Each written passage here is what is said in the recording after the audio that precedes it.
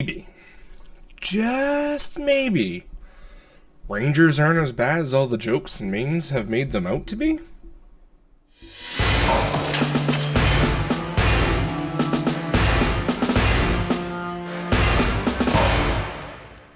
Before we get to the main topic of this video, I just wanted to say that on my Patreon, available now to everybody, are PDF files, cutouts for some spell conjuration. So here I have a fairy fire that I made, and here is my Hunger of Hadar.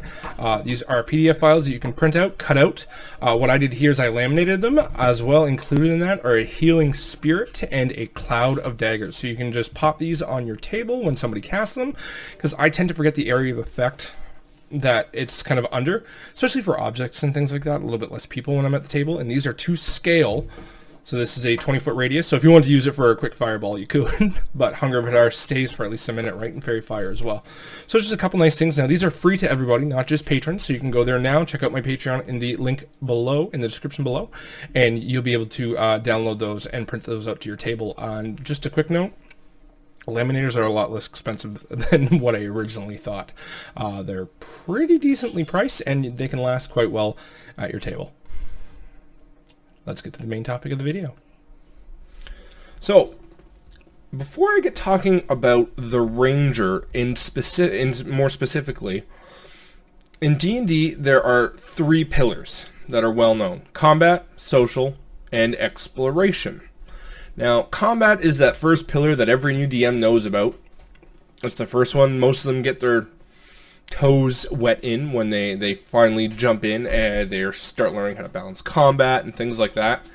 That's something that we can talk about in a later video. There's the social, which when I first started DMing, I was all about combat. I built long combat encounters, long dungeon crawls, and that was really, really fun. But after a while, even me and my players were kind of like, all right, we kind of want to role play more. So, started creating NPCs, started creating moments between player and DM or players within themselves to have these types of roleplay moments. Boom. You're now using the pillar of the social pillar. So that gets left the pillar of exploration.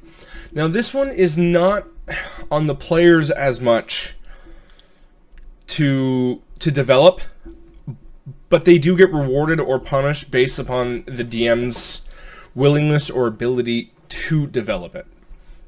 And what I mean there is when somebody says, okay, you're in a forest. Okay? Your party is in a forest. If the player can only go, okay, so like, what do I see? As a DM, you can be like, well, you see trees and leaves and, you know, a couple birds and things like that. Basic setting the scene. That's all they get. Well, what is somebody to do with that any further if you don't give the scene more? Now, one thing that I've tried to do to kind of get my mind rolling better with the pillar of exploration is sight, smell, your senses, right?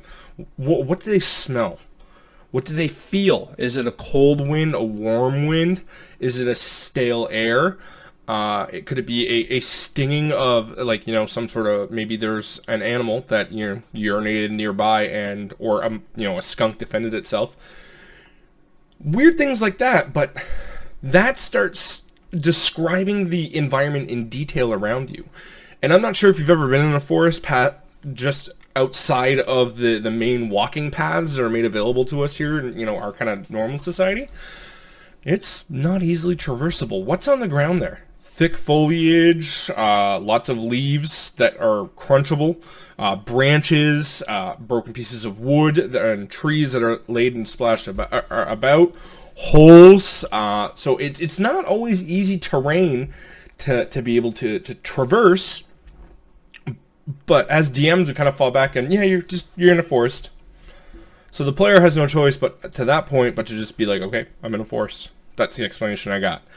But if you as a DM start describing that scene in much more detail, you know, do a little bit of research. We all do. Some of us have, you know, looked up the aerodynamics of cows for one reason or another. Stolen off a meme, but, you know, we've all had to do weird research for D&D, especially if you've been DMing long enough. But doing that extra little bit of research to get the feel. What does the player sense? What do they touch? What can they smell? If they want to taste, like, maybe there's a certain tinge in the air. So it really is up to the DM to kind of delve deeper into that pillar of exploration. And when DMs do that, suddenly rangers go from down here to all the way up here, especially if they're in their chosen terrain. So their class features, let's go, is the natural explorer.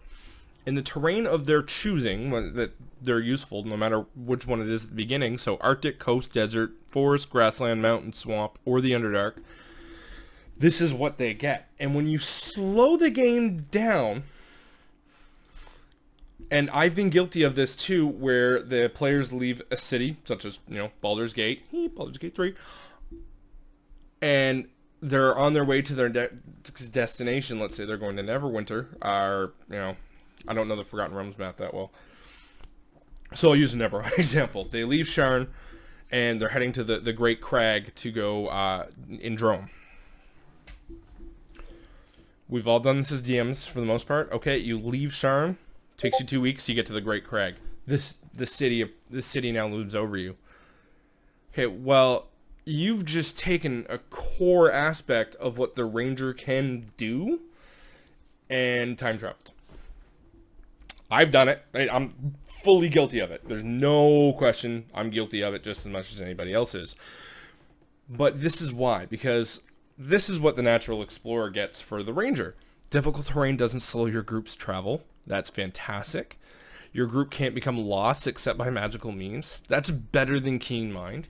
Even when you're engaged in another activity while traveling, such as foraging, navigating, and tracking, and we'll get to that in a minute, you remain alert to danger. Me as a DM, I don't have them track food. Just assume that they have rations. I don't have them forage. So I don't think of this as much as I should. But that aspect of the ranger, if we did that, would be amazing. But for some odd reason, we as DMs, for the most part, now I'm not saying this is more of a generalization, not the exception to the rule, but we've done that. We've just kind of ignored it. Yeah, you have food. Okay, yeah, you hunted a deer. Well, slow the game down a little bit. Slow the game down a little bit, and especially if you have a ranger in your party, and they're going to their respective familiar environments. Slow the game down a little bit for them. You'll start seeing that you might have a lot of fun that can come up there. Another one is, like, if they're traveling alone, they can move stealthily at a normal pace. So this would be something good one-on-one. When you forage, you can find twice as much food as you normally would. That's huge. I know Rime of the Frostmane's coming up, and having an Arctic hunter, if you have a DM that's willing to slow the game down and work with foraging and work with, these types of things, that's a life-saving skill. That is that's what it is. It's huge. And while tracking other creatures, you learn their exact number, their sizes, how long they've passed through the area. Knowing that sort of information beforehand, it's great. And another one too, so you come on over down, so you get the fighting styles, you get that, the favored enemy. Being able to, track and use a spell slot. If they're in their favorite environment, 6 miles is massive. To know what you're looking for and being able to find it within 6 miles, that's great. But we as DMs never afford the players this opportunity to be able to use these, and because of that, I feel like the Rangers just get dismissed as lackluster, when I feel that the DMs, or a lot of DMs, have been lackluster about their abilities. Because the pillar of exploration can be a lot of fun. It can slow the game down a little bit, especially if you're a last-minute prepper and you don't have anything big coming up. You've been busy at work, and you need something for a game that night. Maybe you're thinking about canceling. Well, maybe slow the game down a little bit. Where are they? Okay, they're in the forest. They're going through a forest. They're going through a jungle. They're going through a desert. What's in the forest? What's in the desert? What's in these environments that could pose a challenge to them? Because the environment can be just as much of a hazard to players as monsters, or, you know, a sinister NPC. And this is something you always have at your disposal because your players are always going to be somewhere. You know, what would be hazards in an urban environment? What would be hazards in a desert, forest, coastal, whatever? You can kind of have some of these things just pre-prepped in advance. Like, you know, before you start a session, you know, you have your map, maybe your Forgotten Realms, maybe you're homebrewing something. It doesn't matter which one it is, but you can have just a few scenarios prepped. Go to the random encounters guides in, I think it's Xanathar's and the DMG. 90% sure it's Xanathar's. Go through them and re-roll. Roll some in advance. Doesn't make them any less random. You just, you know, alright, here's my hillside random roll. Alright, this is what they'll get. Have that pre-prepped on like a page. I personally, for all of my campaigns, I have a binder that I make. So like this is my homemade map. And I've got NPCs and handouts, and I keep everything in here.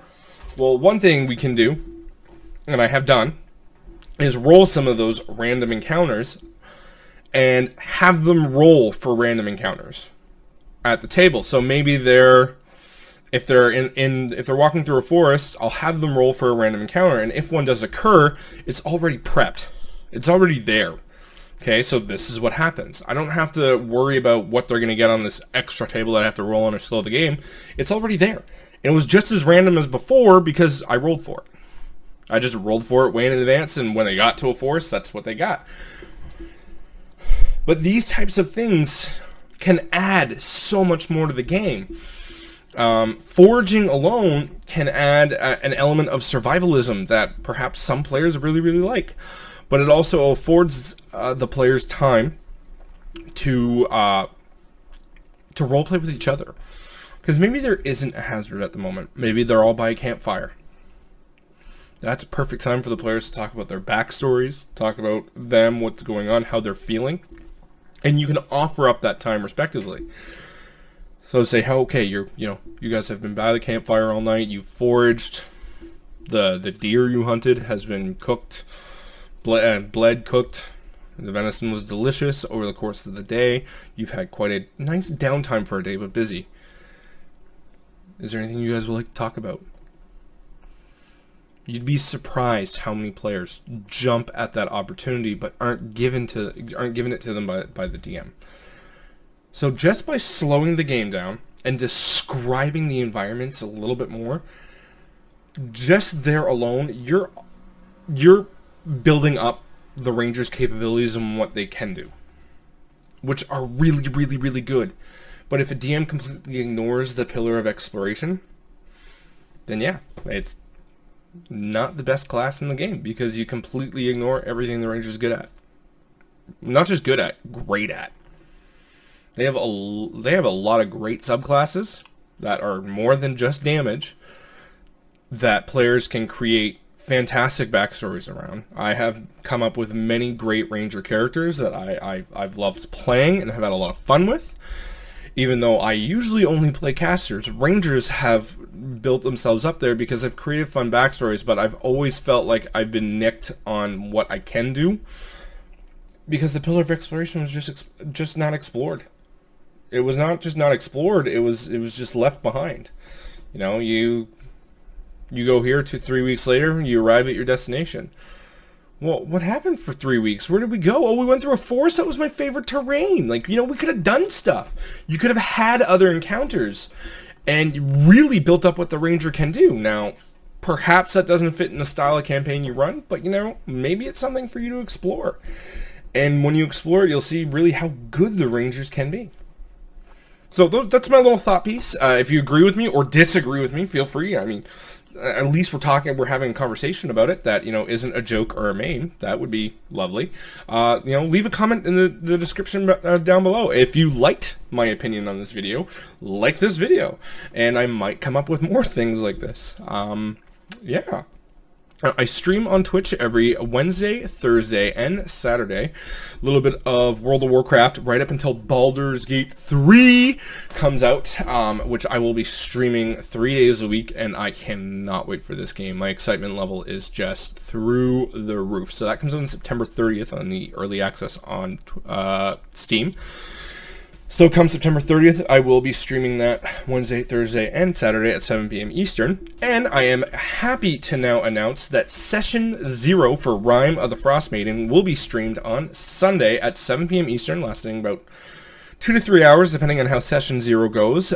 We will then be streaming the campaign on subsequent weeks at the same time. So we're going to be a group of 5, and most of the players are going to know their class and race selections for the most part, but the final decisions will be made at Session 0. I've already put forth quite a few things for the players to think about, questionnaires and things like that. I told them they didn't have to answer every single question, because I did put forth quite a big PDF there, admittedly. Here's a bunch of resources, because I'm a crazy DM.